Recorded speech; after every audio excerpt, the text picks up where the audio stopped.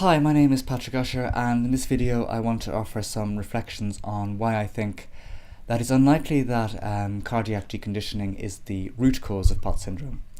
At the outset, I mentioned that I think that it is a big part of what's going on, in that there's no doubt that people with POTS are are deconditioned from a cardiac point of view.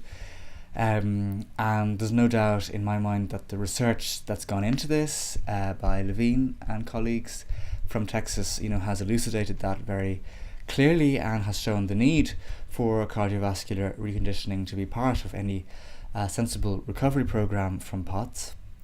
Whatever the intensity might be is another question there, but basically, it shows that there is undoubtedly cardiac deconditioning in POTS. I know one of the studies by Levine showed that POTS patients, I think in that study they'd had it between 6 months and 5 years, the group who were studied. But on general terms, a lot of them had hearts that were up to 20% smaller, I think, and that's a sign of deconditioning. And of course that's going to have a massive impact. And, for those of you who have POTS, I think you'll relate to that. And even if you're watching this video and you don't, think of a time when you've had a day in bed, you feel awful, right? If you had a week in bed, you become very, very weak, and walking down the street even will be too much. So, deconditioning happens very quickly, and there's no doubt about that. And so if you're in a situation where you can't exercise for months or years, then you do become profoundly unfit. And that's the case in any illness that is chronic, which impacts upon exercise capacity. But I don't think that this is the root cause, and that's not the argument I'm putting forward on this channel or in the book whenever that's published. And hopefully April, May 2017. But I'm putting forward that the root cause of POTS syndrome is in the brain, in the limbic system in particular, and that is what that is the significance of there being a traumatic trigger, because the limbic system is what is affected by traumas, whether that trauma is physical, psychological, or both. So let's consider this a bit more. There's some arguments to be made against the idea that deconditioning is the actual root cause. But before I do that, there is a kind of sense to it. That at one point when I was looking around for recovery options, gave me a lot of hope in that I was prepared to accept the idea that maybe I was just very, very unfit. So it has a kind of sense. And the sense is, it does take seriously the idea of there being a triggering event that leads to a period of bed rest. Bed rest being the significance of the triggering event in terms of the deconditioning argument.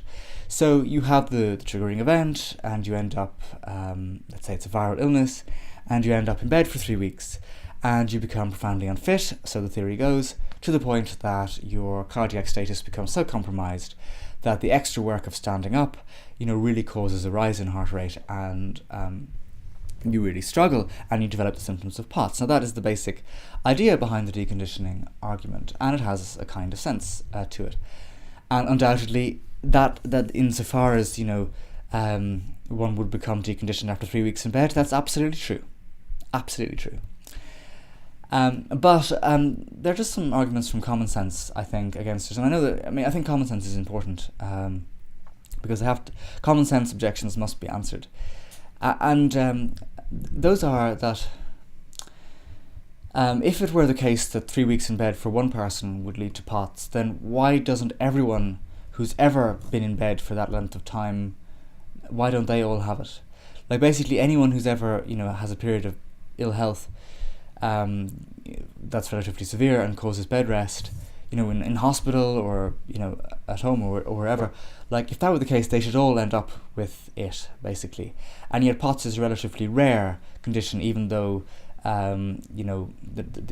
it's kind of, it's certainly not very well known, put it that way, but, even though, it's they estimate 1 to 3 million people in the US have it, which is actually a huge number, but in terms of general cultural awareness of it, if this was something that generally happened after 3 weeks in bed, then I think POTS would be much better known, to be honest, because everyone would be talking about it. Did you hear Samantha down the road? She was in bed for 3 weeks and then she's never able to get up again. If that were the case, then there'd be a lot of people talking about this phenomenon, not just nowadays but throughout history. Like you'd read, the ancient Greeks and Romans would be writing about, I don't know, this Virgil, let's say, not the famous poet, but let's say some randomer called Virgil, and they'd be writing about him, and they'd be saying, God, did you hear about Virgil? Well, he had this little, chest problem, and he went to lie down, and then he never got up again. He was, so weak. So it would be a very common cultural phenomenon if 3 weeks in bed was what it took to bring on such pronounced symptoms as you find in POTS.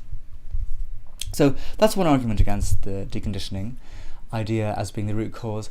Another argument is rather similar, is that most of the elderly would have the condition.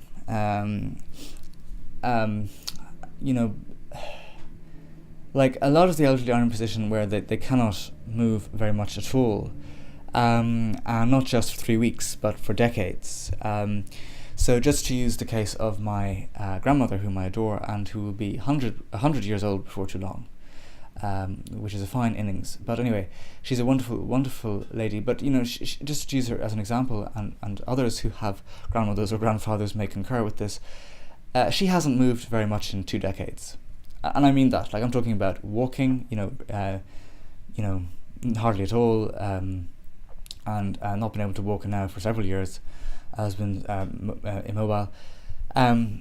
And a lot of people at that age are like that necessarily, and they don't have POTS. They don't have the symptoms of POTS of any kind. And if the deconditioning argument were true, then they all should, and they don't. All elderly people over a certain age should, and it's not what happens. Okay, and some people might find that a humorous example, but actually it's a very serious objection. Why is it? The serious objection is this. Why is it that the elderly, this isn't a huge thing among the elderly, POTS syndrome, whereas people as young as 10 get it, and in fact the largest demographic, it seems, certainly from looking around on the internet and general literature, of people who get POTS syndrome are in their teenage years or in their 20s. So why is it that people who are, as it would seem, at the height of their cardiovascular fitness, demographically speaking, why do they get POTS, and my grandmother and other people's grannies, for that matter, and all that? Why is it the case that the young get it? And I've even seen cases on YouTube of kids younger than 10 who have it.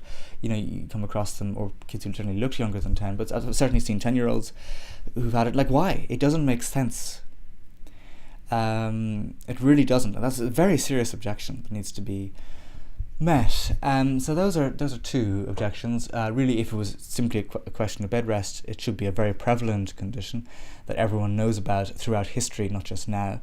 And secondly, that most of the elderly should have it, and indeed most people with chronic illness should have POTS. So if someone has MS, or other degenerative conditions, they should also end up automatically with POTS because of the deconditioning that comes along with it. And they don't.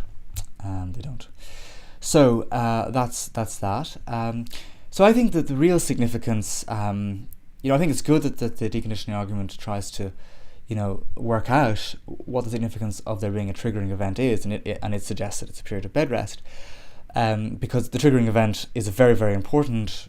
Undoubtedly, it holds the key to the whole condition because it's an observable constant.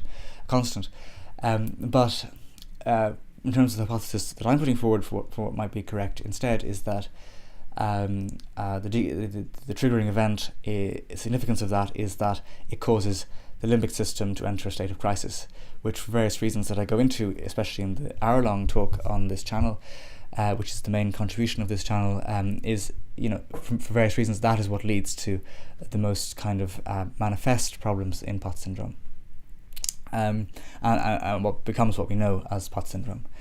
So those are the kind of things I want to say about that. There's no doubt that deconditioning plays a huge role in POTS patients' lives. There's no doubt that a reconditioning program should be part of recovery, but I don't think it is the root cause. I think it's very, very unlikely. But nevertheless, that research is very helpful for other reasons, because, as I say, Secondary aspects of recovery are also important. Okay, so that's all I wanted to say about that.